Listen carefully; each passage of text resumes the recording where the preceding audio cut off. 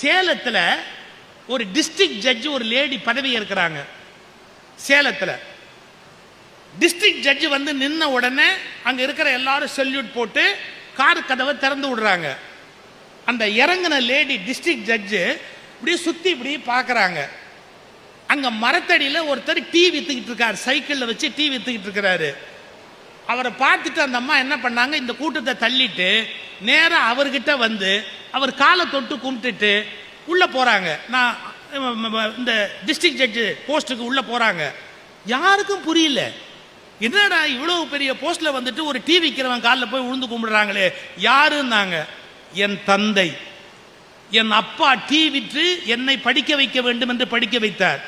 நான் நேற்று சொன்னேன், அப்பா நான் நல்ல வேலைக்கு வந்து விட்டேன், நீங்கள் இனிமேல் இப்படி தெரு தெருவாக அலைந்து டீ விற்க வேண்டாம், நீங்கள் சிரமப்படாதீர்கள், நான் நல்ல பதவிக்கு வந்து விட்டேன், நான் உங்களை காப்பாற்றுவேன் என்று சொன்னேன்.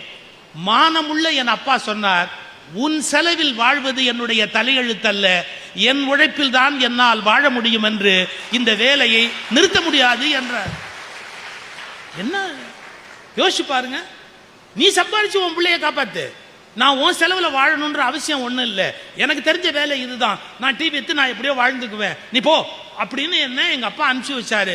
நான் என்ன பண்ணுவேன், என்கிட்ட வந்து இருக்க மாட்டேங்கிறாரு எங்கள் அப்பா. டிஸ்ட்ரிக்ட் ஜட்ஜு அந்த லேடி.